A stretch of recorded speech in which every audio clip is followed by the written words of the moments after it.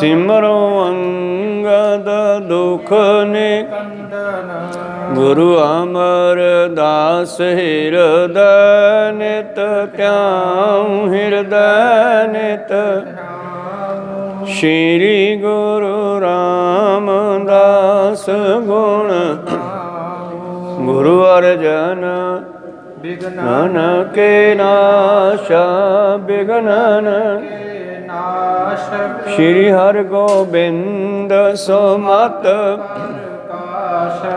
श्री हर राय नमो कर जोरी नमो कर जोरी श्री हर कृष्ण मनाऊं गुरु तेग बहादुर परम कृपाला परम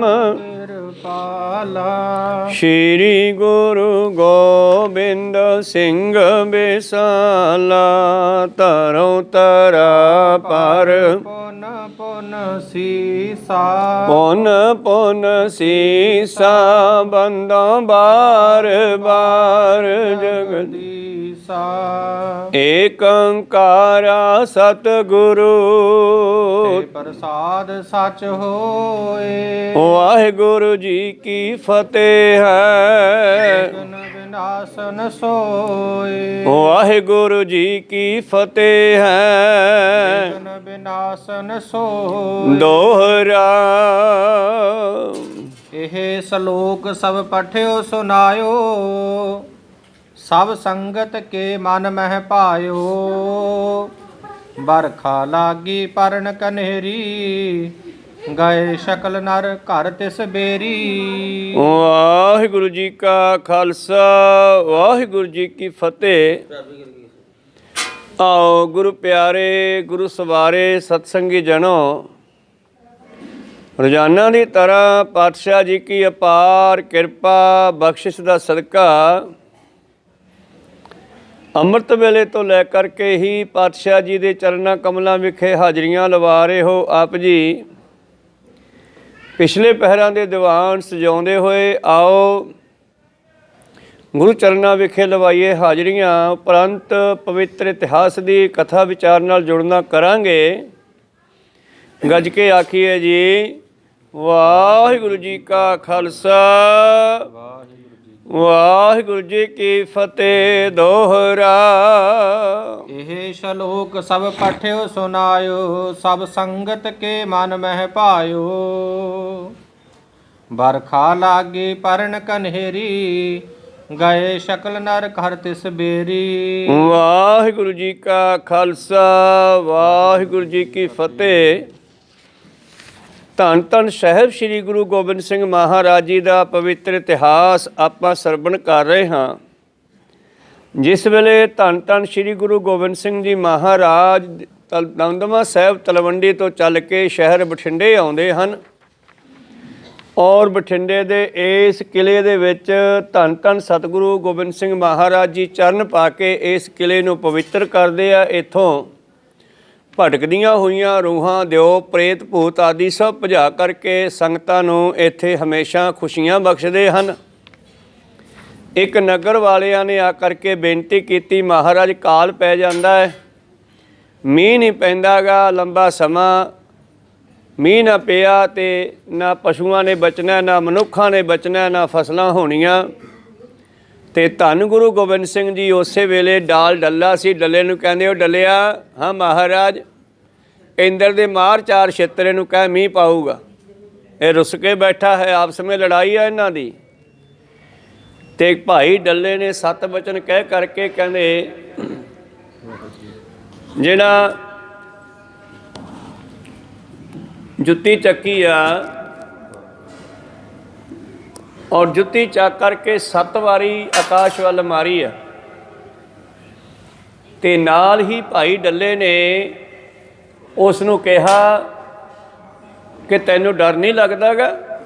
ਇਸ ਗੁਰੂ ਗੋਬਿੰਦ ਸਿੰਘ ਤੋਂ ਪਰਮੇਸ਼ਰ ਤੋਂ ਸਾਰੀ ਦੁਨੀਆ ਡਰਦੀ ਹੈ, ਸਾਰੀ ਸ੍ਰਿਸ਼ਟੀ ਡਰਦੀ ਹੈ, ਸਾਰੇ ਬ੍ਰਹਿਮੰਡ ਉਹਦੇ ਭੈ ਵਿੱਚ ਚੱਲਦੇ ਨੇ, ਤੈਨੂੰ ਕੋਈ ਡਰ ਨਹੀਂ ਹੈਗਾ?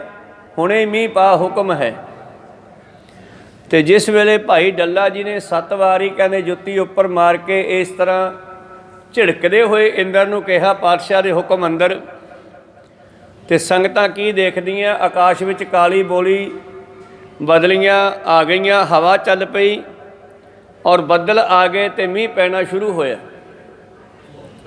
ਧੰਨ ਗੁਰੂ ਗੋਬਿੰਦ ਸਿੰਘ ਜੀ ਬੜੇ ਹੱਸੇ, ਬੜੇ ਖੁਸ਼ ਹੋਏ ਔਰ ਨਾਲ ਹੀ ਸੰਗਤਾਂ ਨੂੰ ਇਹ ਸ਼ਲੋਕ ਪੜ੍ਹ ਕੇ ਸੁਣਾਉਂਦੇ ਹਨ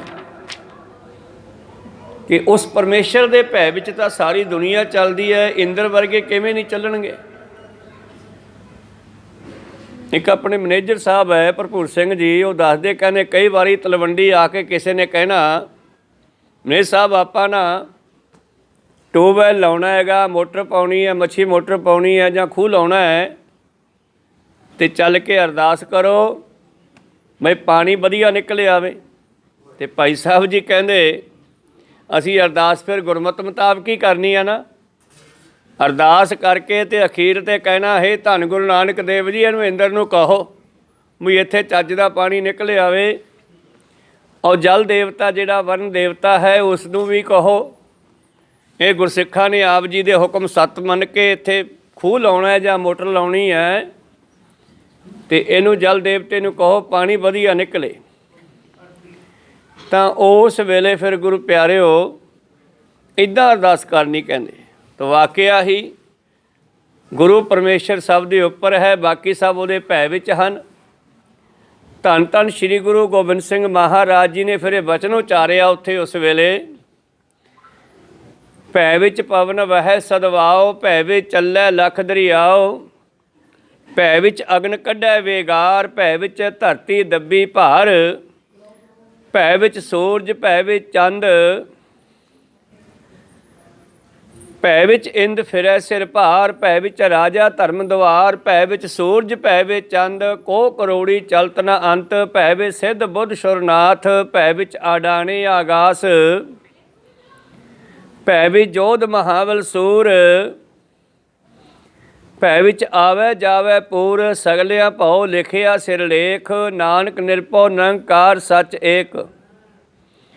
ਕੇਵਲ ਤੇ ਕੇਵਲ ਪਰਿਪੂਰਨ ਪਰਮੇਸ਼ਰ ਪਰਮਾਤਮਾ ਨੇ ਸਾਰਿਆਂ ਦੇ ਮੱਥੇ 'ਤੇ ਆਪਣਾ ਹੁਕਮ ਲਿਖਿਆ ਹੋਇਆ ਹੈ, ਲੇਖ ਲਿਖਿਆ ਹੋਇਆ ਹੈ ਨਾਨਕ ਕੇਵਲ ਤੇ ਕੇਵਲ ਸੱਚਾ ਸਰੂਪ ਪਰਮੇਸ਼ਰ ਹੀ ਨਿਰਭਉ ਹੈ, ਬਾਕੀ ਸਾਰੀ ਦੁਨੀਆ ਉਹਦੇ ਭਾਵ ਵਿੱਚ ਚੱਲਦੀ ਹੈ। ਤੋ ਇਹ ਵਚਨ ਧੰਨ ਧੰਨ ਸ਼੍ਰੀ ਗੁਰੂ ਗੋਬਿੰਦ ਸਿੰਘ ਜੀ ਨੇ ਉਚਾਰਨ ਕੀਤਾ। ਮੀਂਹ ਬਹੁਤ ਪਿਆ, ਸਿੱਖ ਸੰਗਤਾਂ ਬੜਾ ਖੁਸ਼ ਹੋਈਆਂ ਤੇ ਨਗਰ ਨਿਵਾਸੀ ਜਿਨ੍ਹਾਂ ਨੇ ਬੇਨਤੀ ਕੀਤੀ ਸੀ ਸਤਿਗੁਰਾਂ ਕੋਲੋਂ ਖੁਸ਼ੀਆਂ ਲੈ ਕੇ ਘਰਾਂ ਨੂੰ ਚਲੇ ਗਏ ਜੀ। ਇਹ ਸ਼ਲੋਕ ਸਭ ਪਠਿਓ ਸੁਨਾਇਓ, ਸਭ ਸੰਗਤ ਕੇ ਮਨ ਮਹਿ ਭਾਇਓ। ਤਾਂ ਇਹ ਜਿਹੜਾ ਸ਼ਲੋਕ ਸੀ ਧੰਨ ਧੰਨ ਸ਼੍ਰੀ ਗੁਰੂ ਗੋਬਿੰਦ ਸਿੰਘ ਮਹਾਰਾਜ ਜੀ ਨੇ ਉਚਾਰਨ ਕਰਕੇ ਸੰਗਤ ਨੂੰ ਸੁਣਾਉਣਾ ਕੀਤਾ।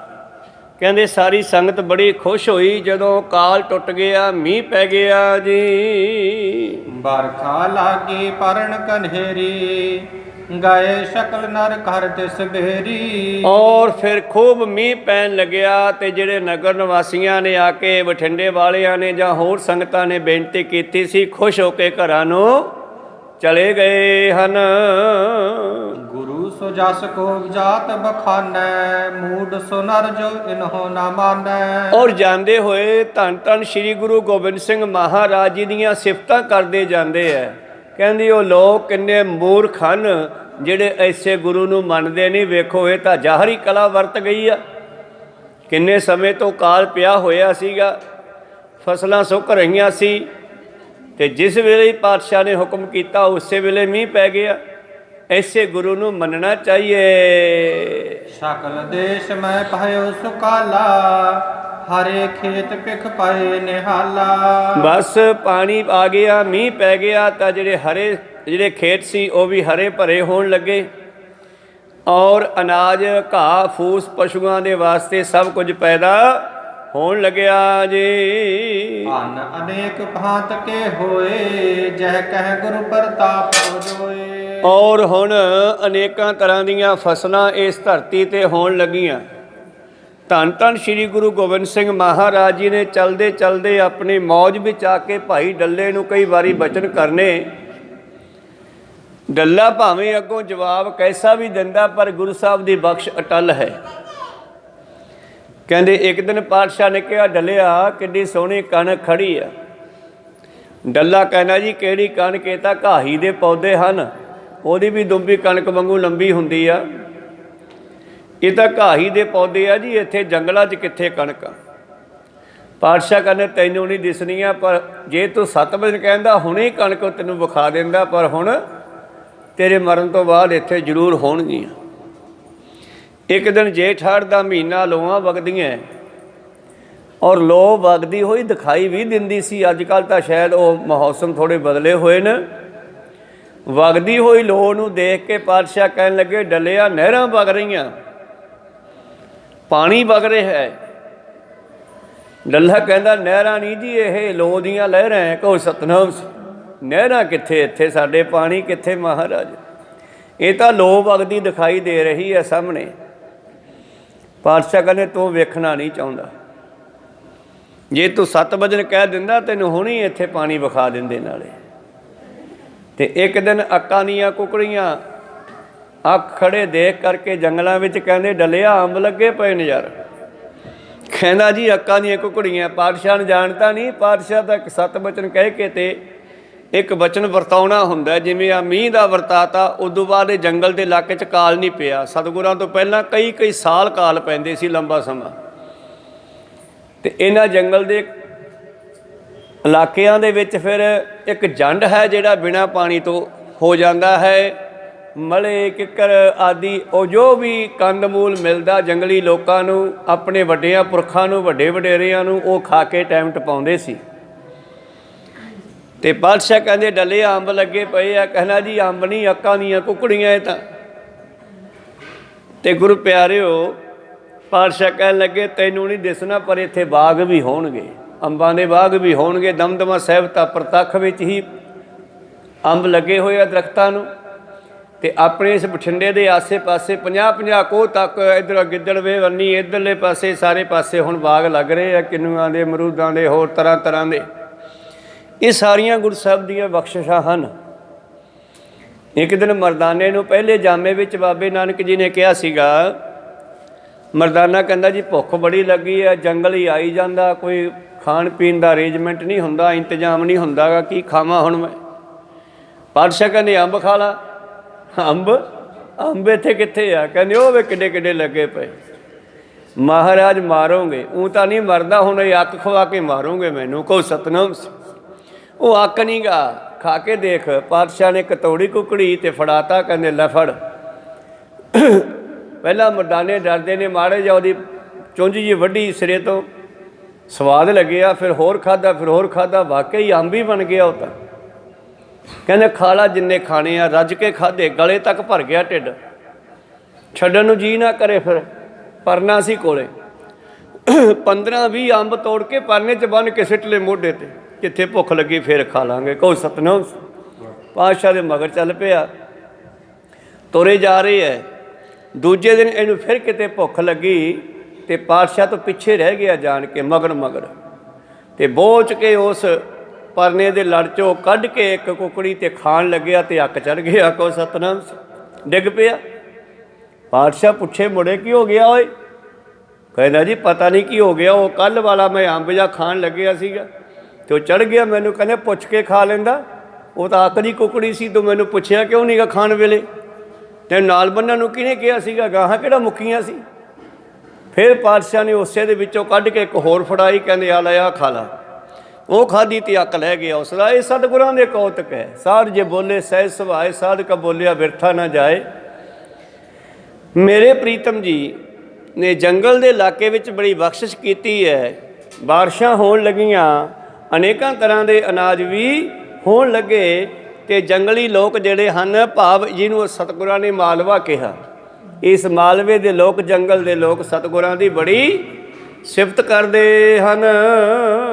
ਨਿਤ ਪ੍ਰਤ ਚੜੇ ਅਖੇਰ ਬਹਾਨੇ, ਦੂਰ ਦੂਰ ਥਲ ਪਿਖਨ ਪਿਆਨੇ। ਧੰਨ ਧੰਨ ਸ੍ਰੀ ਗੁਰੂ ਗੋਬਿੰਦ ਸਿੰਘ ਜੀ ਮਹਾਰਾਜ ਰੋਜ਼ਾਨਾ ਹੀ ਸ਼ਿਕਾਰ ਦੇ ਬਹਾਨੇ ਵਿਚਰਦੇ ਹਨ ਔਰ ਇਸ ਜੰਗਲ ਦੇ ਇਲਾਕੇ ਨੂੰ ਵੇਖਦੇ ਆ, ਚਰਨ ਪਾਉਂਦੇ ਆ, ਪਵਿੱਤਰ ਕਰਦੇ ਹਨ।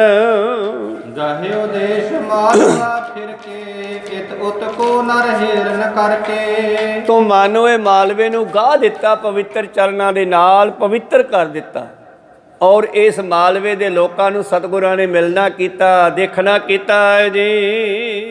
ਇੱਕ ਦਿਨ ਸਤਿਗੁਰ ਬੈਠ ਬਖਾਨਾ ਦਇਆਵਾਨ ਇਹੋ ਦੇਸ਼ ਮਹਾਨਾ। ਲਓ ਜੀ, ਇਹ ਵੀ ਬਖਸ਼ਿਸ਼ ਕਰ ਦਿੱਤੀ ਵੀ ਮਾਲਵੇ ਦੇ ਲੋਕ ਬੜੇ ਦਿਆਲੂ ਹਨ, ਦਇਆਵਾਨ ਹਨ। ਸਿੱਖੀ ਭਾਵ ਵਡੇਰ ਵਡੇਰਾ ਦੋਸ਼ ਨਹੀਂ ਇਹ ਕਹਿ ਝੂਠ ਕਨੇਰਾ। ਧੰਨ ਗੁਰੂ ਗੋਬਿੰਦ ਸਿੰਘ ਜੀ ਮਹਾਰਾਜ ਕਹਿੰਦੇ ਇਸ ਮਾਲਵੇ ਦੇ ਇਲਾਕੇ ਵਿੱਚ ਸਿੱਖੀ ਬਹੁਤ ਵਧੇਗੀ। ਦੋਸ਼ ਕੇਵਲ ਇਹੋ ਹੀ ਹੈ ਕਿ ਇੱਥੇ ਝੂਠ ਵੀ ਜ਼ਿਆਦਾ ਬੋਲਦੇ ਆ। ਕੋਈ ਸਤਨਾਮ, ਇਹ ਝੂਠ ਵੱਡਾ ਦੋਸ਼ ਹੈ ਮਨੁੱਖ ਦੇ ਅੰਦਰ। ਝੂਠ ਬੋਲਿਆ ਘਰ ਦੇ ਵਿੱਚੋਂ ਬਰਕਤਾਂ ਚਲੀਆਂ ਜਾਂਦੀਆਂ, ਪਰ ਹੈ ਬੰਦੇ ਭੋਲੇ ਭਾਲੇ, ਦਇਆਵਾਨ।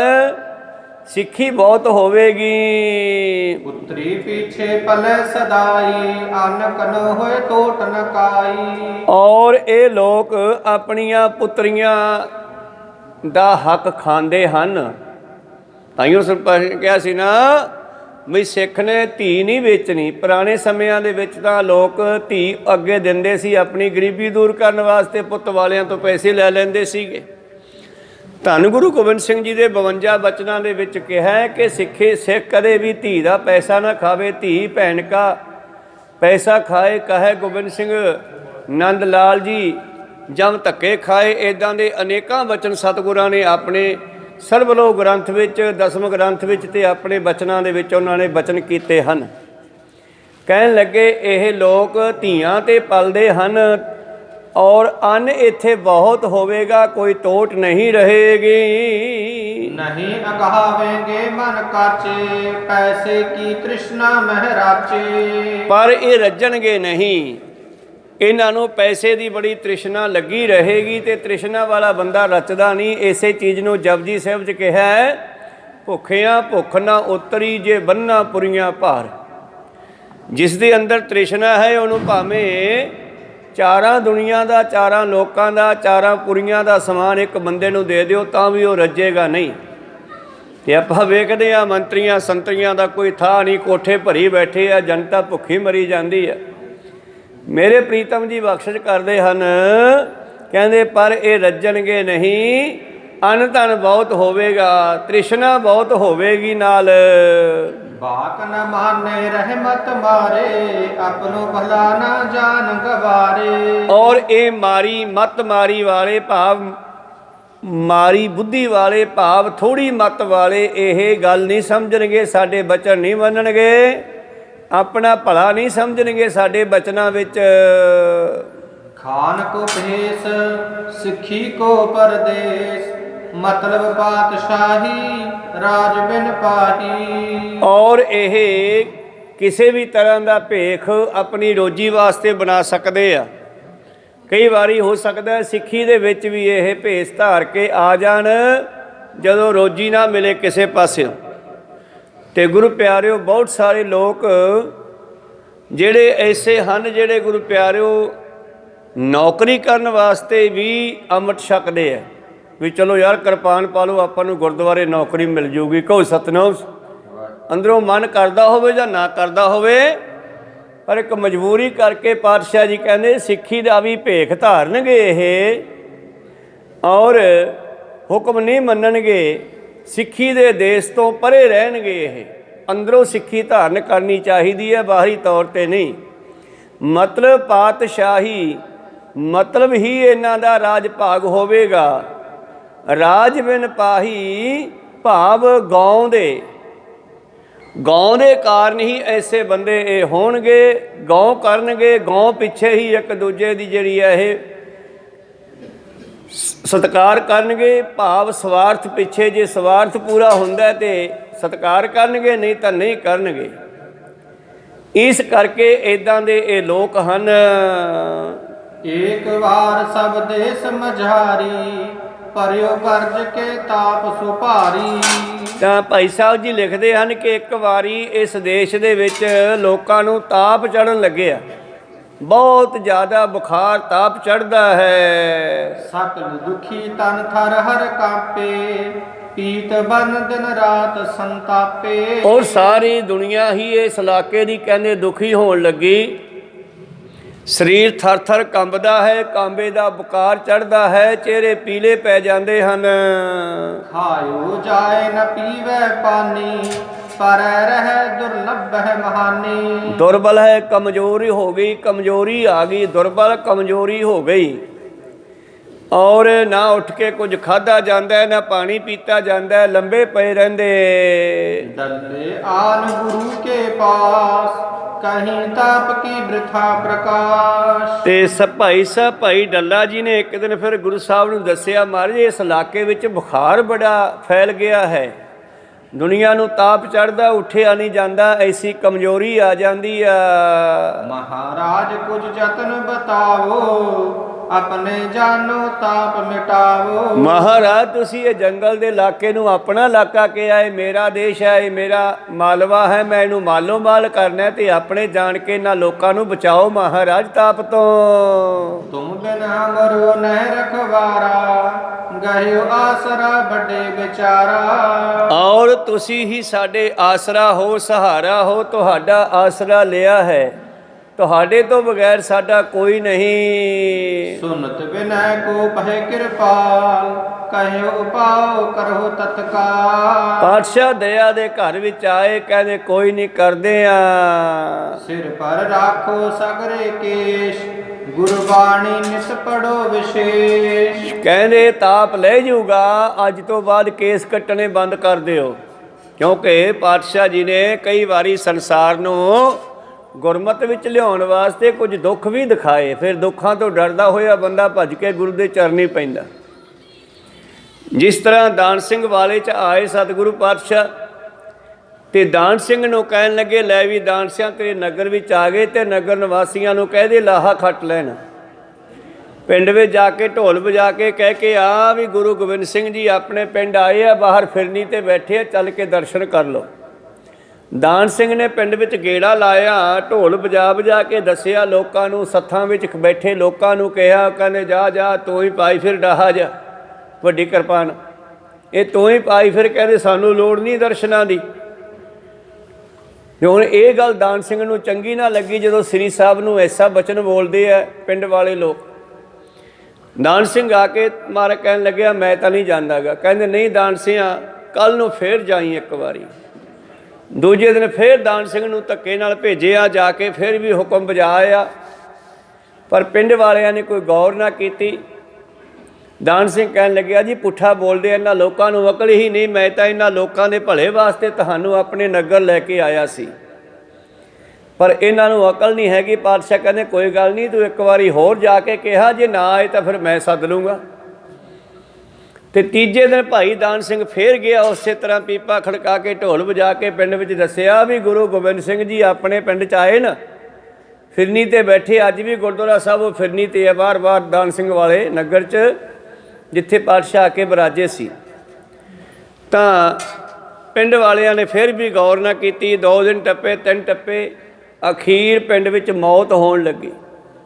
ਨੌਜਵਾਨ ਨੂੰ ਥੋੜ੍ਹਾ ਜਿਹਾ ਬੁਖਾਰ ਤਾਪ ਚੜ੍ਹਦਾ ਤੇ ਮਰ ਜਾਂਦਾ। ਕਿਸੇ ਬੱਚੇ ਨੂੰ ਇੱਕ ਦਿਨ ਤਾਪ ਚੜ੍ਹਿਆ, ਮਰ ਗਿਆ। ਜਦੋਂ 2-3 ਕੁ ਮਰੇ ਨਾ, ਤੇ ਚੌਧਰੀਆਂ ਨੂੰ, ਪਿੰਡ ਵਾਲਿਆਂ, ਨੰਬਰਦਾਰਾਂ ਨੂੰ ਫਿਕਰ ਪੈ ਗਿਆ ਵੀ ਯਾਰ ਕਿਤੇ ਗੁਰੂ ਸਾਹਿਬ ਨੇ ਤਾਂ ਨਹੀਂ ਇਹ ਕੰਮ ਚਲਾਤਾ। ਆਪਾਂ ਉਹਨਾਂ ਦੇ ਸੱਦੇ ਤੋਂ ਗਏ ਨਹੀਂ, ਤੇ ਚਲੋ ਭੱਜ ਕੇ ਉਹਨਾਂ ਤੋਂ ਮਾਫੀ ਮੰਗੀਏ।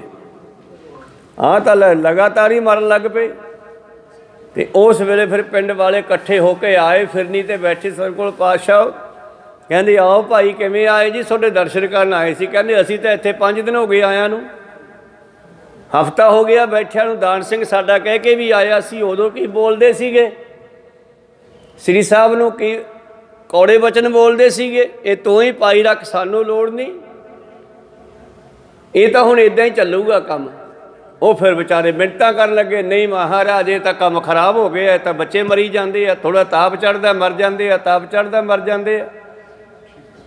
ਪਾਤਸ਼ਾਹ ਕਹਿੰਦੇ ਫਿਰ ਇੱਕੋ ਹੀ ਜੁਗਤ ਹੈ, ਜਿਹੜਾ ਅੰਮ੍ਰਿਤ ਛਕੂਗਾ ਉਹੀ ਬਚੂਗਾ। ਹੁਣ ਜਿਹੜਾ ਸ੍ਰੀ ਸਾਹਿਬ ਪਾਊਗਾ, ਕਿਰਪਾਨ ਪਾਊਗਾ, ਕੇਸ ਦਾੜਾ ਰੱਖੂਗਾ ਨਾ, ਹੁਣ ਉਹੀ ਬਚੂ, ਬਾਕੀ ਮਰਨਗੇ ਸਾਰੇ। ਕਹੋ ਸਤਨਾਮ। ਹੁਣ ਮਾਂ ਡੰਡਾ ਲੈ ਕੇ ਬੱਚੇ ਨੂੰ ਡਰਾਉਂਦੀ ਹੈ, ਪਰ ਮਾਰਨਾ ਤਾਂ ਨਹੀਂ ਹੁੰਦਾ ਨਾ। ਇਸੇ ਤਰ੍ਹਾਂ ਗੁਰੂ ਸਾਹਿਬ ਨੇ ਪਿੰਡ ਵਾਲਿਆਂ ਨੂੰ ਫਿਰ ਸਿੱਧੇ ਰਸਤੇ ਪਾਉਣ ਲਈ ਥੋੜ੍ਹਾ ਜਿਹਾ ਡਰ ਦਿਖਾਇਆ ਮੌਤ ਦਾ। ਕਹਿੰਦੇ ਜੀ ਸਾਨੂੰ ਛੇਤੀ ਅੰਮ੍ਰਿਤ ਛਕਾਓ, ਅਸੀਂ ਅੰਮ੍ਰਿਤ ਛਕ ਲੈਂਦੇ ਹਾਂ, ਕਿਰਪਾਨ ਪਾ ਲੈਂਦੇ ਹਾਂ, ਇਹਨੂੰ ਮੁੜ ਕੇ ਡਾਹਾ ਨਹੀਂ ਕਹਿੰਦੇ ਅਸੀਂ। ਡਾਹਾ ਮੱਝ ਦੇ ਗਲ 'ਚ ਪਾਇਆ ਜਾਂਦਾ, ਡੰਡਾ ਵੱਡਾ ਸਾਰਾ ਭੱਜਣ ਤੋਂ, ਜਿਹੜੀਆਂ ਬਾਹਲਾ ਭੱਜਦੀਆਂ ਮੱਝਾਂ ਗਾਵਾਂ। ਵੈਸੇ ਇਹ ਵੀ ਮਨ ਨੂੰ ਭੱਜਣ ਤੋਂ ਰੋਕਦਾ ਹੈ। ਇਹ ਬਾਣਾ ਪਾਇਆ ਹੋਵੇ ਤੇ ਥੋੜ੍ਹਾ ਬੰਦਾ ਆਪਣੇ ਆਪ 'ਤੇ ਕੰਟਰੋਲ ਰੱਖਦਾ, ਆਸੇ ਪਾਸੇ ਮੂੰਹ ਨਹੀਂ ਮਾਰਦਾ। ਕਹੋ ਸਤਨਾਮ ਸ੍ਰੀ। ਤੇ ਅਖੀਰ ਗੁਰੂ ਪਾਤਸ਼ਾਹ ਜੀ ਨੇ ਕਹਿੰਦੇ ਅੰਮ੍ਰਿਤ ਤਿਆਰ ਕੀਤਾ, ਤੇ ਸ੍ਰੀ ਸਾਹਿਬ ਵੀ ਪੂਰੇ ਨਹੀਂ ਆਏ ਮੁੜ ਕੇ। ਫਿਰ ਰੱਸੀਆਂ ਦੇ ਨਾਲ ਦਾਤੀਆਂ ਬੰਨ ਕੇ ਗਲ 'ਚ ਪਾਈਆਂ। ਕਹਿੰਦੇ ਚਲੋ ਇਹ ਵੀ ਹਥਿਆਰ ਹੀ ਹੈ। ਫਿਰ ਜਦੋਂ ਬਣ ਗਈਆਂ ਨਵੀਆਂ ਤੇ ਫਿਰ ਉਦੋਂ ਲੈ ਕੇ ਕਿਰਪਾਨਾਂ ਪਾ ਲਿਓ ਗਲ 'ਚ। ਅੱਜ ਤੋਂ ਬਾਅਦ ਕੇਸ ਨਹੀਂ ਕੱਟਣੇ, ਫਿਰ ਤਾਪ ਨਹੀਂ ਚੜੂਗਾ, ਫਿਰ ਮੌਤ ਨਹੀਂ ਹੋਵੇਗੀ। ਇਹ ਦਾਨ ਸਿੰਘ ਵਾਲੇ ਦੀ ਗੱਲ ਹੈ। ਤੇ ਨਾਲੇ ਦਾਨ ਸਿੰਘ ਨਗਰ ਦਾ ਨਾਂ ਕੋਈ ਹੋਰ ਸੀਗਾ, ਫਿਰ ਦਾਨ ਸਿੰਘ ਦੇ ਨਾਂ 'ਤੇ ਇਹਦਾ ਪਿੰਡ ਦਾਨ ਸਿੰਘ ਵਾਲਾ ਰੱਖ ਦਿੱਤਾ। ਕਹੋ ਸਤਨਾਮ ਸ੍ਰੀ। ਮਨੋਬਿਰਤੀਆਂ ਉੱਥੇ ਰੱਖੀਏ। ਮੇਰੇ ਪ੍ਰੀਤਮ ਜੀ ਕਹਿਣ ਲੱਗੇ ਇਹਨਾਂ ਨੂੰ ਸਿਰ 'ਤੇ ਕੇਸ ਰੱਖਣੇ ਪੈਣਗੇ। ਸਿਰ ਪਰ ਰੱਖੋ ਸਗਰੇ ਕੇਸ, ਗੁਰਬਾਣੀ ਨਿਤ ਪੜੋ ਵਿਸ਼ੇਸ਼। ਗੁਰਬਾਣੀ ਪੜ੍ਹਿਆ ਕਰੋ, ਸਿੱਖ ਬਣੋ, ਕੇਸ ਦਾੜੀ ਰੱਖੋ, ਪੱਗਾਂ ਬੰਨਣੀਆਂ ਸ਼ੁਰੂ ਕਰੋ, ਔਰ ਫਿਰ ਤੁਸੀਂ ਇਸ ਤਾਪ ਤੋਂ, ਸਰਵਾਹ ਤੋਂ, ਬਿਮਾਰੀਆਂ ਤੋਂ ਬਚੋਗੇ। ਇੱਕ ਸੈ ਤਾਪ ਦੇਸ਼ ਤੇ ਤਬੈ, ਗੁਰਮਤ ਕਰਨ ਲੱਗੋਗੇ ਜਬੈ। ਤਾਂ ਫਿਰ ਇਸ ਦੇਸ਼ ਦੇ ਵਿੱਚੋਂ ਇਹ ਤਾਪ ਬੁਖਾਰ ਜਿਹੜਾ ਨਿਕਲ ਜਾਵੇਗਾ ਜਦੋਂ ਤੁਸੀਂ ਗੁਰਮਤ ਵਿੱਚ ਆ ਗਏ, ਫਿਰ ਤਾਪ ਤੋਂ ਬਚੋਗੇ। ਮੈਂ ਇਹ ਵੀ ਸੁਣਿਆ ਹੈ ਕਿ ਦਾਨ ਸਿੰਘ ਵਾਲੇ ਦੇ ਲੋਕ ਜਾਂ ਇਸ ਜੰਗਲ ਦੇ ਲੋਕ ਜਿਹੜੇ ਸਨ, ਸਤਿਗੁਰਾਂ ਦੇ ਮਗਰ ਤਲਵੰਡੀ ਤੱਕ ਗਏ, ਅੰਮ੍ਰਿਤ ਤਿਆਰ ਕੀਤਾ ਗਿਆ, ਤੇ ਜਿਹੜਾ ਅੰਮ੍ਰਿਤ ਬਚਿਆ ਨਾ ਉਹ ਗੁਰੂ ਤੇਗ ਬਹਾਦਰ ਜੀ ਵਾਲੇ ਉਸ ਵੱਡੇ ਸਰੋਵਰ ਦੇ ਵਿੱਚ ਪਾ ਦਿੱਤਾ ਗਿਆ। ਕਹੋ ਸਤਨਾਮ। ਜਿਹੜਾ ਤਲਵੰਡੀ ਵੱਡਾ ਸਰੋਵਰ ਹੈ ਨਾ, ਇੱਧਰਲੀ ਸਾਈਡ 'ਤੇ ਦਰਬਾਰ ਸਾਹਿਬ ਦੇ ਪਿਛਲੇ ਪਾਸੇ, ਉਹ ਸਰੋਵਰ ਦੇ ਵਿੱਚੋਂ ਅੰਮ੍ਰਿਤ ਪਾਤਾ। ਪਾਤਸ਼ਾਹ ਕਹਿੰਦੇ ਹੁਣ ਇੱਥੋਂ ਛਕਾਈ ਚੱਲੋ ਸਾਰਿਆਂ ਨੂੰ। ਫਿਰ ਤਾਂ ਸਾਰੇ ਡਰਦੇ ਮੌਤ ਤੋਂ ਭੱਜੇ ਵੀ ਮੈਨੂੰ ਪਹਿਲਾਂ ਛਕਾਓ ਜੀ, ਇੱਕ ਦੂਜੇ ਦੇ ਮੂਹਰ ਦੀ। ਕਿਉਂਕਿ ਬੰਦਾ ਮੌਤ ਤੋਂ ਡਰਦਾ ਹੀ ਸਿੱਧੇ ਰਸਤੇ ਆਉਂਦਾ, ਵਰਨਾ ਡਰ ਤੋਂ ਬਗੈਰ ਸਿੱਧੇ ਰਸਤੇ ਨਹੀਂ ਪੈਂਦਾ ਗਾ। ਇੱਕ ਦੂਜੇ ਦੇ ਮੂਹਰ ਦੀ ਜੀ, ਪਹਿਲਾਂ ਮੈਨੂੰ ਛਕਾਓ, ਮੈਂ ਨਾ ਮਰ ਜਾ, ਪਹਿਲਾਂ ਮੈਨੂੰ ਛਕਾਓ। ਪਾਤਸ਼ਾਹ ਕਹਿੰਦੇ ਹੁਣ ਨਹੀਂ ਮਰਦੇ, ਤੁਸੀਂ ਜਿਨ੍ਹਾਂ ਨੇ ਧਾਰ ਲਿਆ ਮਨ ਵਿੱਚ ਉਹ ਟਿਕ ਜਾਓ।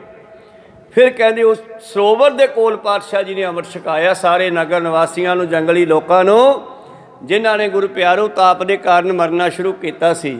ਬਾਬਾ ਜੀ ਕਹਿੰਦੇ ਕੋਈ ਗੱਲ ਨਹੀਂ, ਇਹ ਦੇਸ਼ ਵਿੱਚੋਂ ਮੈਂ ਤਾਪ ਨੂੰ ਕੱਢ ਹੀ ਦੇਣਾ, ਬਸ ਗੁਰਮਤ ਵਿੱਚ ਆ ਜਾਓ। ਸੁਨ ਡੱਲੇ ਸਭ ਹੂਨ ਸੁਨਾਈ, ਕਰਤ ਭਏ ਤਿਮ ਨਰ ਸਮੁਦਾਈ। ਔਰ ਡੱਲੇ ਨੇ ਸਾਰੇ ਲੋਕਾਂ ਨੂੰ ਦੱਸਿਆ ਵੀ ਭਾਈ ਅੰਮ੍ਰਿਤ ਛਕਣਾ ਪਊ, ਗੁਰੂ ਵਾਲੇ ਬਣਨਾ ਪਊ, ਕੇਸ ਰੱਖਣੇ ਪੈਣਗੇ ਜੇ ਤਾਪ ਤੋਂ ਬਚਣਾ, ਮੌਤ ਤੋਂ ਬਚਣਾ। ਤੁਸੀਂ ਦੇਖੋ ਸਰੋਵਰ ਦੇ ਬਾਹਰਲੇ ਪਾਸੇ ਇੱਕ ਬੋਰਡ ਲੱਗਿਆ ਹੈ, ਬੋਰਡ ਦੇ ਉੱਤੇ ਗੱਲ ਲਿਖੀ ਹੋਈ ਆ ਉੱਥੇ ਬਕਾਇਦਾ ਬਈ ਇਸ ਤਰ੍ਹਾਂ ਲੋਕਾਂ ਨੂੰ ਜਦੋਂ ਮੌਤ ਪੈਣ ਲੱਗੀ ਸੀ ਤੇ ਪਾਤਸ਼ਾਹ ਨੇ ਅੰਮ੍ਰਿਤ ਦੇ ਕੇ ਬਚਾਇਆ ਸੀ।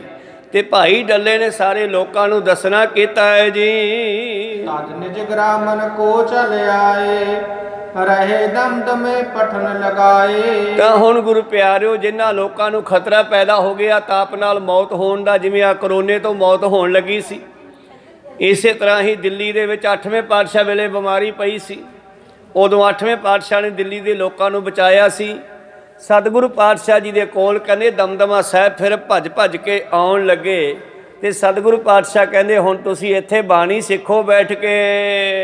ਭੁਨ ਗੁਰ ਕਹਿਓ ਲਹੋ ਸੁਖ ਸਾਰੇ, ਧਰਮਸ਼ਾਲ ਰਚ ਗ੍ਰਾਮ ਬਜਾਰੇ। ਆਪਣੇ ਪਿੰਡਾਂ ਦੇ ਵਿੱਚ ਧਰਮਸ਼ਾਲਾ ਬਣਾਓ, ਜਿਸ ਨੂੰ ਅਸੀਂ ਅੱਜ ਗੁਰਦੁਆਰਾ ਕਹਿੰਦੇ ਆ। ਪਹਿਲਾਂ ਇਹਦਾ ਨਾਮ ਧਰਮਸ਼ਾਲਾ ਸੀ। ਧਰਮਸ਼ਾਲਾ ਨਾਮ ਬਾਬੇ ਨਾਨਕ ਨੇ ਰੱਖਿਆ ਸੀ। ਕਹੋ ਸਤਨਾਮ।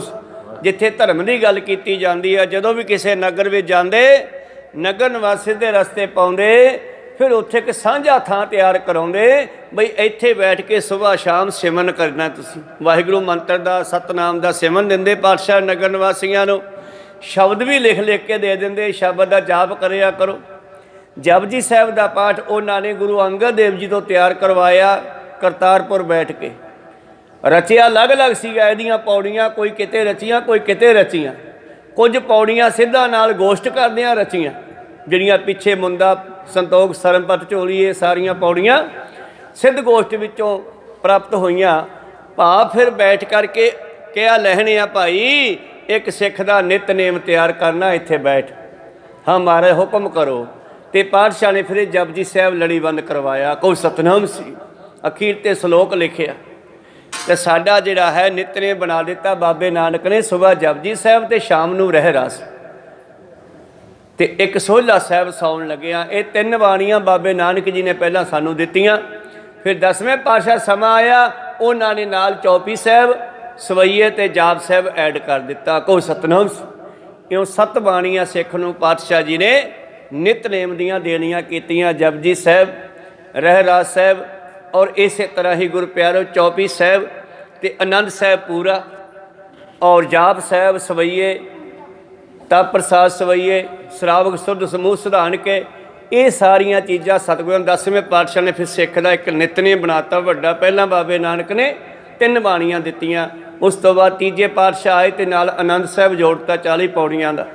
ਖੈਰ ਮਨੋਬਿਰਤੀਆਂ ਉੱਥੇ ਰੱਖੀਏ ਤਾਂ ਨਗਰ ਨਿਵਾਸੀ ਉਹਨੂੰ ਭੱਜ ਭੱਜ ਕੇ ਸਤਿਗੁਰਾਂ ਦੇ ਕੋਲ ਦਮਦਮਾ ਸਾਹਿਬ ਆਉਣ ਲੱਗੇ। ਜਿਸ ਤਰ੍ਹਾਂ ਕਿ ਉੱਥੇ ਸਰੋਵਰ ਦੇ ਕਿਨਾਰੇ 'ਤੇ ਲਿਖਿਆ ਹੋਇਆ ਬੋਰਡ 'ਤੇ, ਜਿੱਥੇ ਉਹਨਾਂ ਲੋਕਾਂ ਨੂੰ ਪੜ੍ਹਨ ਵੀ ਲਾਇਆ ਗਿਆ। ਜਿਸ ਤਰ੍ਹਾਂ ਪਿੱਛੇ ਬੁੰਗਾ ਸਾਹਿਬ ਹੈ, ਜਿੱਥੇ ਮਸਤੂਆਣਾ ਸਾਹਿਬ ਬੁੰਗਾ ਵੱਜਦਾ, ਉਸ ਦਾ ਨਾਮ, ਉਸ ਜਗ੍ਹਾ ਦੇ ਉੱਤੇ ਫਿਰ ਨੌਜਵਾਨਾਂ ਨੂੰ ਗੁਰਮਤਿ ਪੜ੍ਹਾਉਣੀ ਸ਼ੁਰੂ ਕੀਤੀ ਔਰ ਉਹਨਾਂ ਨੂੰ ਬਾਣੀ ਨਾਲ ਜੋੜਨਾ ਸ਼ੁਰੂ ਕੀਤਾ ਹੈ ਜੀ। ਸਿੱਖ ਸੰਗਤ ਤਿਸ ਬਚ ਬਿਟਾਵੋ, ਧਾਰੋ ਪਾਓ ਔਰ ਟਹਿਲ ਕਮਾਵੋ। ਪਿੰਡ ਵਿੱਚ ਧਰਮਸ਼ਾਲਾ ਬਣਾਓ ਔਰ ਸਿੱਖ ਸੰਗਤਾਂ ਉਹਦੇ ਵਿੱਚ ਇਕੱਠੀਆਂ ਹੋਵੋ। ਪ੍ਰੇਮ ਦੇ ਨਾਲ ਬੈਠ ਕੇ ਸੇਵਾ ਤੇ ਸਿਮਰਨ ਕਰਨਾ ਕਰੋ ਜੀ। ਜੋੜ ਕਰੋ ਸਤ ਸੰਗਤ ਕੇਰਾ, ਗੁਰਬਾਣੀ ਮਨ ਰਚੋ ਕਨੇਰਾ। ਔਰ ਜੋੜ ਹੁੰਦਾ ਹੈਗਾ ਇਕੱਠੇ ਹੋਣਾ, ਜੋੜ ਮੇਲਾ। ਜੋੜ ਮੇਲ ਦਾ ਮਤਲਬ ਹੈ ਇਕੱਤਰ ਹੋਣਾ। ਪਾਤਸ਼ਾਹ ਜੀ ਕਹਿਣ ਲੱਗੇ ਇਕੱਠੇ ਹੋਇਆ ਕਰੋ, ਜੋੜ ਮੇਲਾ ਕਰਿਆ ਕਰੋ, ਦਿਨ ਮਨਾਇਆ ਕਰੋ, ਸੰਗਤਾਂ ਇਕੱਠੀਆਂ ਹੋ ਕੇ ਔਰ ਮਨ ਨੂੰ ਗੁਰਬਾਣੀ ਵਿੱਚ ਰਚਿਆ ਕਰੋ, ਲਾਇਆ ਕਰੋ। ਹੋਏ ਹੈ ਸੁਖ ਨਾਹੀ ਚੜ ਹੈ ਤਾਪ, ਨਾਸ਼ ਹੋਏਂਗੇ ਸੋਗ ਸੰਤਾਪ। ਹਾਂ, ਫਿਰ ਤੁਹਾਨੂੰ ਸਾਰੇ ਸੁੱਖ ਮਿਲਣਗੇ, ਕੋਈ ਤਾਪ ਨਹੀਂ ਚੜੇਗਾ। ਸਾਰੇ ਸੋਗਾਂ ਦਾ, ਸੰਤਾਪਾਂ ਦਾ, ਦੁੱਖਾਂ ਦਾ ਨਾਸ਼ ਹੋ ਜਾਵੇਗਾ। ਧਰ ਕਰ ਤਰਾਸ ਸਗਲ ਕੇ ਬਾਨੀ, ਕਹੀਂ ਗੁਰੂ ਜਿਮ ਸਭ ਤਿਮ ਠਾਨੀ। ਹੁਣ ਡਰਦਾ ਕੀ ਨਾ ਕਰਦਾ, ਹੁਣ ਮੌਤ ਤੋਂ ਡਰਦੇ ਹੋਏ ਗੁਰੂ ਗੋਬਿੰਦ ਸਿੰਘ ਜੀ ਦੀ ਗੱਲ ਮੰਨ ਕੇ ਆਪਣੇ ਪਿੰਡਾਂ ਦੇ ਵਿੱਚ ਧਰਮਸ਼ਾਲਾ ਸਾਂਝੀਆਂ ਜਗ੍ਹਾ ਬਣਾਈਆਂ ਔਰ ਉਹਨਾਂ ਜਗ੍ਹਾਵਾਂ 'ਤੇ ਬੈਠ ਕੇ ਫਿਰ ਲੋਕ ਭਜਨ ਬੰਦਗੀ ਕਰਨ ਲੱਗੇ। ਜਿਵੇਂ ਗੁਰੂ ਗੋਬਿੰਦ ਸਿੰਘ ਜੀ ਨੇ ਕਿਹਾ ਉਵੇਂ ਕੀਤਾ। ਹੁਣ ਲੋਕਾਂ ਨੇ ਸਿਰ ਤੋਂ ਕੇਸ ਕੱਟਣੇ ਬੰਦ ਕਰ ਦਿੱਤੇ, ਸਿਰ 'ਤੇ ਦਸਤਾਰਾਂ ਬੰਨ੍ਹਣ ਲੱਗੇ ਔਰ ਸਿੱਖੀ ਦੇ ਵਿੱਚ ਆਉਣ ਲੱਗੇ। ਹੌਲੀ ਹੌਲੀ ਬੱਚਿਆਂ ਨੂੰ ਗੁਰਮਤਿ ਪੜ੍ਹਾਈ ਜਾਣ ਲੱਗੀ, ਗੁਰਬਾਣੀ ਪੜ੍ਹਾਈ ਜਾਣ ਲੱਗੀ। ਜਿਸ ਥਾਂ 'ਤੇ ਸਤਿਗੁਰਾਂ ਨੇ ਗੁਰੂ ਗ੍ਰੰਥ ਸਾਹਿਬ ਜੀ ਦੀ ਸੰਪਾਦਨਾ ਕੀਤੀ, ਸੰਪੂਰਨਤਾ ਕੀਤੀ, ਜਿਹੜੇ ਸਤਿਗੁਰਾਂ ਦੇ ਕੋਲ ਸ਼ਾਹੀ ਤੇ ਕਲਮਾਂ ਬਚ ਗਈਆਂ ਸਨ, ਉਹ ਜਿਸ ਸਰੋਵਰ ਦੇ ਵਿੱਚੋਂ ਪਾਣੀ ਲੈਂਦੇ ਸਨ, ਪਾਤਸ਼ਾਹ ਨੇ ਉਹ ਬਚਿਆ ਸਾਰਾ ਕੁਝ ਉਹਦੇ ਵਿੱਚ ਪਾ ਦਿੱਤਾ। ਸਿੱਖਾਂ ਨੇ ਪੁੱਛਿਆ ਜੀ ਇਹ ਸਾਰੀ ਬਚੀ ਸ਼ਾਹੀ ਕਲਮਾਂ ਇਹਦੇ ਵਿੱਚ ਕਿਉਂ ਪਾਤੀਆਂ? ਪਾਤਸ਼ਾਹ ਕਹਿੰਦੇ ਇਹ ਸਾਡਾ ਲਿਖਣ ਸਰ ਹੈ ਔਰ ਹੁਣ ਇੱਥੇ ਜਿਹੜਾ ਵੀ ਆ ਕੇ ਬੱਚਾ, ਨੌਜਵਾਨ, ਛੋਟਾ ਵੱਡਾ 35 ਅੱਖਰੀ ਊੜਾ ਆੜਾ ਆਪਣੇ ਹੱਥ ਨਾਲ ਲਿਖਿਆ ਕਰੇਗਾ, ਉਹਨੂੰ ਗੁਰਮਤਿ ਆ ਜਿਆ ਕਰੇਗੀ। ਇਹ ਬਖਸ਼ਾਂ ਹੀ ਕਰ ਦਿੱਤੀਆਂ ਸਿੱਧੀਆਂ। ਕਹੋ ਸਤਨਾਮ। ਉਹਨੂੰ ਗੁਰਬਾਣੀ ਪੜ੍ਹਨੀ ਆ ਜਾਵੇਗੀ, ਉਹਨੂੰ ਗੁਰਬਾਣੀ ਦੀ ਸਮਝ ਆ ਜਾਵੇਗੀ। ਤਾਂ ਉਹ ਆਪ ਜੀ ਵੇਖਦੇ ਹੋ ਗੁਰਦੁਆਰਾ ਲਿਖਣਸਾਰ ਸਾਹਿਬ ਦੇ ਸਾਈਡ 'ਤੇ ਸਰੋਵਰ ਵਾਲੇ ਪਾਸੇ ਉੱਥੇ ਫੱਟੀਆਂ ਵੀ ਰੱਖੀਆਂ, ਸਲੇਟਾਂ ਵੀ ਰੱਖੀਆਂ ਔਰ ਥੱਲੇ ਸਵਾਹ ਵੀ ਵਿਛਾਈ ਹੋਈ ਹੈ। ਪੁਰਾਣੇ ਸਮਿਆਂ ਦੇ ਵਿੱਚ ਮਿੱਟੀ ਦੇ ਵਿੱਚ ਹੀ ਲਿਖਿਆ ਕਰਦੇ ਸਨ ਧਰਤੀ 'ਤੇ। ਜਦੋਂ ਕੋਈ ਸ਼ਾਹੀ ਵਗੈਰਾ ਨਹੀਂ ਸੀ ਹੁੰਦੀ, ਰੀਠੇ ਦੀ ਡਲੀ ਕੱਢ ਲੈਣੀ ਵਿੱਚੋਂ, ਕਾਲਾ ਪੀਸ ਉਹਦੇ ਵਿੱਚ ਮੋਰੀ ਕਰਕੇ ਉਹ 'ਚ ਡੱਕਾ ਗੁੱਡ ਕੇ ਫਿਰ ਉਹਦੇ ਨਾਲ ਧਰਤੀ 'ਤੇ ਲਿਖਣਾ ਗੁਰੂ ਪਿਆਰਿਓ। ਇਸ ਤਰ੍ਹਾਂ ਪੜ੍ਹਾਇਆ ਕਰਦੇ ਸਨ ਗੁਰਮੁਖ ਜਨ ਪਹਿਲਾਂ ਧਰਮਸ਼ਾਲਾਵਾਂ 'ਚ, ਗੁਰੂ ਘਰਾਂ ਦੇ ਵਿੱਚ ਗੁਰਬਾਣੀ ਔਰ ਉਸ ਨੂੰ ਫਿਰ ਢਾਹ ਦੇਣਾ। ਖੈਰ ਮਨੋਬਿਰਤੀਆਂ ਉੱਥੇ ਰੱਖੀਏ। ਇਸ ਤਰ੍ਹਾਂ ਸਤਿਗੁਰਾਂ ਨੇ ਨਗਰ ਨਿਵਾਸੀਆਂ ਨੂੰ, ਨਗਰਾਂ ਦੇ ਲੋਕਾਂ ਨੂੰ ਨਾਲੇ ਬਿਮਾਰੀਆਂ ਤੋਂ ਬਚਾਇਆ, ਨਾਲੇ ਬਾਣੀ ਨਾਲ ਜੋੜਿਆ ਹੈ ਜੀ। ਦਇਆ ਧਰਮ ਅਰ ਪਠਬੋ ਬਾਨੀ, ਸਿੱਖੀ ਪਸਰੀ ਦੇਸ਼ ਮਹਾਨੀ। ਔਰ ਜੀਵਾਂ ਦੇ ਵਿੱਚ ਦਇਆ ਧਰਮ ਹੋਣਾ ਚਾਹੀਦਾ, ਬਾਣੀ ਪੜ੍ਹਨੀ ਚਾਹੀਦੀ ਹੈ। ਧੌਲ ਧਰਮ ਦਇਆ ਕਾ ਪੂਤ, ਇਹ ਦੋ ਚੀਜ਼ਾਂ ਤੋਂ ਬਗੈਰ ਵੀ ਸਿੱਖ ਨਹੀਂ ਹੈਗਾ। ਕੋਈ ਸਤਨਾਮ। ਸਾਧੂ ਸੰਤ ਵੀ ਇਹ ਦਇਆ ਧਰਮ ਤੋਂ ਬਗੈਰ ਸਾਧੂ ਸੰਤ ਨਹੀਂ ਹੈਗਾ। ਤਾਂ ਦਇਆ ਧਰਮ ਅਰ ਬਾਣੀ ਪੜ੍ਹਿਆ ਕਰੋ। ਇਉਂ ਸਾਰੇ ਦੇਸ਼ ਵਿੱਚ ਸਿੱਖੀ ਜਦੋਂ ਫੈਲ ਗਈ, ਉਨ ਸਿਰੰਦ ਕੇ ਸੂਬੇ ਜਾਨ, ਗੁਰੂ ਟਿਕੇ ਤੇ ਦੁਖੀ ਮਹਾ। ਔਰ ਪਿੱਛੇ ਆਪਾਂ ਸਰਵਣ ਕੀਤਾ ਸੀਗਾ ਕਿ ਵਜੀਦੇ ਨੂੰ ਪਤਾ ਲੱਗਿਆ ਸਰਹੰਦ ਵਾਲੇ ਨੂੰ ਬਈ ਗੁਰੂ ਗੋਬਿੰਦ ਸਿੰਘ ਤਾਂ ਮੁਕਤਸਰੋਂ ਵੀ ਬਚ ਕੇ ਨਿਕਲ ਗਿਆ, ਕੋਈ ਸਤਨਾਮ ਖਿਦਰਾਣੇ ਦੀ ਢਾਬ ਤੋਂ ਵੀ ਬਚ ਕੇ ਨਿਕਲ ਗਿਆ। ਹੁਣ ਤਾਂ ਉਹ ਜੰਗਲ ਦੇ ਇਲਾਕੇ ਵਿੱਚ, ਡੱਲੇ ਦੇ ਇਲਾਕੇ ਵਿੱਚ ਬੈਠਾ ਹੈ। ਉਹ ਬੜਾ ਦੁਖੀ ਹੋ ਰਿਹਾ ਹੈ ਵੀ ਸਾਡੇ ਇੰਨੇ ਲੋਕ ਮਾਰਤੇ, ਅਸੀਂ ਗੁਰੂ ਗੋਬਿੰਦ ਸਿੰਘ ਨੂੰ ਨਾ ਫੜ ਸਕੇ ਨਾ ਮਾਰ ਸਕੇ।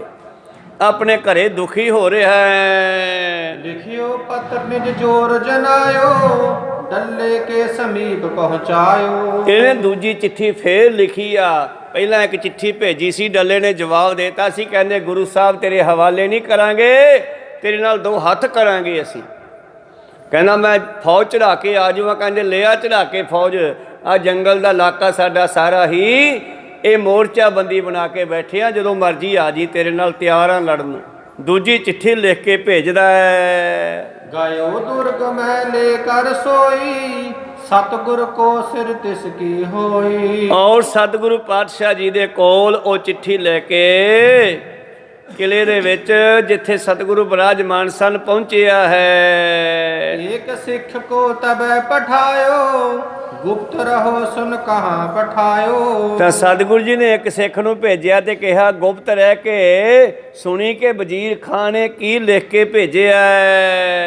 ਸੁਨ ਕੈ ਡੱਲਾ ਤਬ ਕਿਆ ਕਹੈ, ਨਹੀਂ ਡਰੈ ਕੈ ਡਰਪਤ ਹੈ। ਇੱਕ ਸਿੱਖ ਦੀ ਡਿਊਟੀ ਲਾਈ ਹੈ, ਕਹਿੰਦੇ ਡੱਲੇ ਦਾ ਪਤਾ ਕਰੋ ਵੀ ਇਹ ਚਿੱਠੀ ਸੁਣ ਕੇ ਜਾਂ ਪੜ੍ਹ ਕੇ ਡਰਦਾ ਕਿ ਨਹੀਂ ਡਰਦਾ, ਕਿਉਂਕਿ ਪਿੱਛੇ ਸ਼ਮੀਰ ਹੋਰੇ ਵੀ ਡਰ ਗਏ ਸੀ।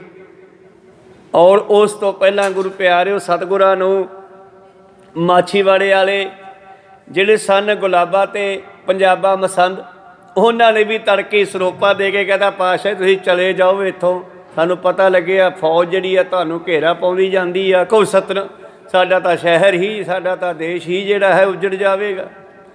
ਪਾਤਸ਼ਾਹ ਕਹਿੰਦੇ ਉਹ ਡਰਨਾ ਗੁਲਾਬਿਆ, ਤਕੜਾ ਹੋ, ਤੂੰ ਬੜਾ ਤਕੜਾ ਹੈ। ਕਹਿੰਦਾ ਨਹੀਂ ਜੀ ਮੈਂ ਤਾਂ ਬਹੁਤ ਕਮਜ਼ੋਰ ਹਾਂ, ਇਹ ਤਾਂ ਸਾਨੂੰ ਤਾਂ ਮਾਰ ਦੇਣਗੇ ਸਰਕਾਰੀ ਬੰਦੇ ਆ ਕੇ। ਉਹ ਨਹੀਂ ਨਹੀਂ ਮੈਂ ਤੇਰੇ ਨਾਲ ਆ, ਤੂੰ ਤਕੜਾ ਹੋ। ਕਹਿੰਦਾ ਨਹੀਂ ਜੀ ਮੈਂ ਤਾਂ ਬਹੁਤ ਕਮਜ਼ੋਰ ਹਾਂ। 3 ਵਾਰੀ ਪਾਤਸ਼ਾਹ ਨੇ ਤਕੜਾ ਹੋਣ ਦੀ ਗੱਲ ਕਹੀ, ਉਹਨੇ 3 ਵਾਰੀ ਕਮਜ਼ੋਰ ਕਹਿ ਕੇ ਕਹਿ ਦਿੱਤਾ ਨਹੀਂ ਜੀ ਤੁਸੀਂ ਕਿਰਪਾ ਕਰੋ, ਹੁਣ ਇੱਥੋਂ ਨਿਕਲਣ ਦੀ ਤਿਆਰੀ ਕਰੋ। ਤੇ ਫਿਰ ਮੰਜੀ ਸਾਹਿਬ ਮੰਜੇ ਤੇ ਬਿਠਾ ਕਰਕੇ ਭਾਈ 5 ਸਿੱਖ, 3 ਸਿੱਖ ਹੈ ਸਤਿਗੁਰਾਂ ਤੇ 2 ਗਨੀ ਖਾਂ ਨਬੀ ਖਾਂ, ਇਹਨਾਂ ਨੇ ਪਲੰਗੇ ਤੇ ਬਿਠਾ ਕਰਕੇ ਮਾਛੀਵਾੜੇ ਜੰਗਲਾਂ ਦੇ ਵਿੱਚੋਂ ਨਗਰ ਦੇ ਵਿੱਚੋਂ ਲੈ ਕਰਕੇ ਤੇ ਫੌਜ ਦੇ ਘੇਰੇ ਚੋਂ ਕੱਢ ਕੇ ਪਾਤਸ਼ਾਹ ਨੂੰ ਰਾਏਕੋਟ ਲੈ ਕੇ ਆਂਦਾ ਸੀ। ਖੈਰ ਇਸੇ ਤਰ੍ਹਾਂ ਹੀ ਪਾਤਸ਼ਾਹ ਨੇ ਡੱਲੇ ਨੂੰ ਜੱਜਮੈਂਟ ਕਰਨ ਵਾਸਤੇ ਇੱਕ ਸਿੱਖ ਦੀ ਡਿਊਟੀ ਲਾਈ ਵੀ ਤੂੰ ਗੁਪਤ ਰਹੀ ਤੇ ਪਤਾ ਕਰੀ ਭਲਾ ਚਿੱਠੀ ਨੂੰ ਸੁਣ ਕੇ ਪੜ੍ਹ ਕੇ ਡੱਲਾ ਕਮਜ਼ੋਰ ਹੁੰਦਾ ਕਿ ਨਹੀਂ। ਅੰਤਰ ਇਹ ਤੁਤ ਸਿੱਖ ਵਿਚਰੰਤਾ, ਡੱਲਾ ਕਾਗਦ ਤੁਰਕ ਸੁਨੰਤਾ। ਤਾਂ ਗੁਰੂ ਪਿਆਰਿਓ ਇਸ ਤਰ੍ਹਾਂ ਸਿੱਖ ਜਿਹੜਾ ਹੈ ਹੁਣ ਵਿਚਰਨ ਲੱਗਿਆ ਡੱਲੇ ਦੇ ਆਸੇ ਪਾਸੇ। ਔਰ ਡੱਲਾ ਜਦੋਂ ਕਾਗਜ਼ ਉਹ ਚਿੱਠੀ ਸੁਣਦਾ ਹੈ ਤਾਂ ਕਾਇਓ ਨਿਜ ਬੁਰਾ ਕਰਨ ਅਬਲਾਖਾ, ਪਾਤਸ਼ਾਹ ਰਿਪ ਗੁਰ ਟਿਕ ਰਾਖਾ। ਔਰ ਕਿਉਂ ਮੈਂ ਆਪਣਾ ਬੁਰਾ ਕਰਨ ਤੇ ਤੁਲਿਆ ਹਾਂ, ਬਾਦਸ਼ਾਹ ਦੇ ਦੁਸ਼ਮਣ ਨੂੰ, ਔਰੰਗਜ਼ੇਬ ਦੇ ਦੁਸ਼ਮਣ ਗੁਰੂ ਗੋਬਿੰਦ ਸਿੰਘ ਨੂੰ ਆਪਣੇ ਕੋਲ ਰੱਖਿਆ। ਭਾਵ ਸੂਹ ਲੈਣ ਵਾਸਤੇ ਸਿੱਖ ਜੱਜਮੈਂਟ ਕਰਦਾ ਡੱਲੇ ਦੇ। ਅਬ ਕੀ ਕਰਿਓ ਜੇ ਚਾਹੇ ਭਲਿਆਈ, ਹਮਕੋ ਗੁਰੂ ਦੇਹੁ ਪਕਰਾਈ। ਔਰ ਚਿੱਠੀ ਦੇ ਵਿੱਚ ਲਿਖਿਆ ਵੀ ਤੂੰ ਕਿਉਂ ਆਪਦਾ ਨੁਕਸਾਨ ਕਰਦਾ ਹੈ, ਜੇ ਤੂੰ ਭਲਾ ਚਾਹੁੰਦਾ ਤੇ ਹਜੇ ਵੀ ਸਾਨੂੰ ਗੁਰੂ ਗੋਬਿੰਦ ਸਿੰਘ ਫੜਾ ਦੇ। ਸੈਨ ਕਨੇਰੀ ਦੇਤ ਪਠਾਏ, ਮਿਲ ਕਰ ਤਿਸ ਕੋ ਦੇਹੁ ਗੁਹਾਏ। ਔਰ ਮੈਂ ਫੌਜ ਭੇਜ ਦਿੰਨਾ, ਚਿੱਠੀ ਵਿੱਚ ਲਿਖਦਾ ਹੈ ਮੈਂ ਫੌਜ ਭੇਜ ਦਿੰਨਾ ਕਿ ਤੂੰ ਉਹਨਾਂ ਦੇ ਨਾਲ ਰਲ ਕੇ ਤੇ ਅਚਾਨਚਾ ਗੁਰੂ ਗੋਬਿੰਦ ਸਿੰਘ ਨੂੰ ਕਾਬੂ ਕਰਕੇ ਸਾਡੇ ਹਵਾਲੇ ਕਰ ਦੇ। ਨਤ ਤੁਝ ਕੋ ਦੋ ਵੱਡੀ ਸਜਾਈ, ਬਸ ਬੇਦਹ ਨਹੀਂ ਇਸ ਥਾਈ। ਨਹੀਂ ਤਾਂ ਫਿਰ ਤੈਨੂੰ ਅਸੀਂ ਬੜੀ ਸਜ਼ਾ ਦੇਵਾਂਗੇ, ਤੈਨੂੰ ਇੱਥੇ ਵਸਣ ਨਹੀਂ ਦੇਵਾਂਗੇ। ਲੂਟੇ ਗੁਰਾਮ ਉਜਾਰਨ ਕਰੈ, ਆਏ ਅਚਾਨਕ ਸਭ ਕੋ ਤਰੈ। ਔਰ ਅਸੀਂ ਅਚਾਨਕ ਆ ਕੇ ਹਮਲਾ ਕਰਾਂਗੇ ਤੁਹਾਡੇ ਤੇ ਅਤੇ ਤੁਹਾਨੂੰ ਲੁੱਟ ਲਵਾਂਗੇ, ਇਥੋਂ ਭਜਾ ਦੇਵਾਂਗੇ। ਸੁਨ ਡੱਲੇ ਉੱਤਰ ਲਿਖਵਾਇਓ, हम नहीं डरहे जे चाहत डरायो। ਔਰ ਡੱਲੇ ਨੇ ਉਸ ਚਿੱਠੀ ਦਾ ਜਵਾਬ ਲਿਖਿਆ ਹੈ ਵੀ ਜੇ ਤੂੰ ਸਾਨੂੰ ਡਰਾਉਣਾ ਚਾਹੁੰਦਾ ਅਸੀਂ ਨਹੀਂ ਡਰਾਂਗੇ। ਭੇਜੈ ਦਲ ਤਿਸਕੇ ਸੰਗ ਲਰੈ, ਮਾਰੂ ਲੂਟ ਆਗੇ ਚੱਲ ਪਰੈ। ਤੂੰ ਜਿਹੜਾ ਬੰਦਾ ਭੇਜਣਾ ਭੇਜ ਦੇ, ਜਿਹੜਾ ਦਲ ਭੇਜਣਾ ਭੇਜ ਦੇ, ਅਸੀਂ ਲੜਾਈ ਕਰਾਂਗੇ ਤੇਰੇ ਦਲ ਨੂੰ ਮਾਰ ਕੇ ਜੰਗਲ ਦੇ ਵਿੱਚ ਚਲੇ ਜਾਵਾਂਗੇ ਅੱਗੇ। ਨਿਰਜਲ ਬਨ ਮਹਿ ਬਸ ਨਹਿ ਤੇਰੋ, ਸਿਰ ਕੇ ਸਾਥ ਗੁਰੂ ਹੈ ਮੇਰੋ। ਗੁਰੂ ਮੇਰੇ ਸਿਰ ਦਾ ਤਾਜ ਹੈ, ਮੈਂ ਗੁਰੂ ਦੇ ਨਾਲ ਹਾਂ ਤੇ ਜੰਗਲਾਂ ਵਿੱਚ ਅਸੀਂ ਉੱਥੇ ਪਹੁੰਚ ਜਾਾਂਗੇ ਜਿੱਥੇ ਪਾਣੀ ਨਹੀਂ ਮਿਲਣਾ, ਤੇਰੀ ਫੌਜ ਨੂੰ ਧਿਆਈ ਮਾਰ ਦਿਆਂਗੇ। ਅਸੀਂ ਤਾਂ ਫਿਰ ਵੀ ਜੰਗਲਾਂ 'ਚ ਰਹਿਣ ਸਿੱਖੇ ਆ।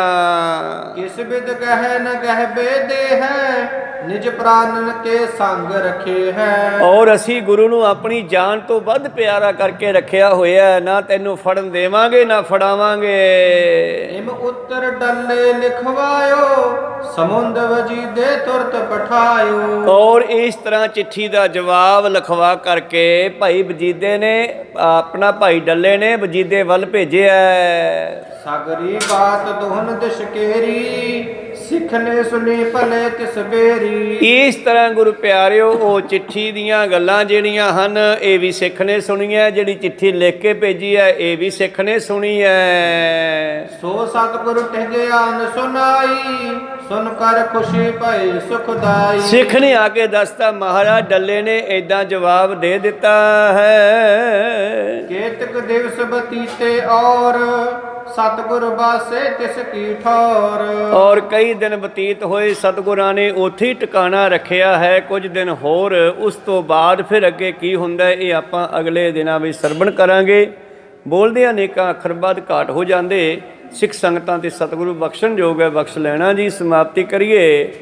ਹੇ ਅਚਤ ਹੇ ਪਾਰ ਬ੍ਰਹਮ ਅਬਿਨਾਸੀ ਅਗਨਾਸ, ਹੇ ਪੂਰਨ ਹੇ ਸਰਬ ਮੈਂ ਪੰਜਨ ਗੁਣਤਾਸ।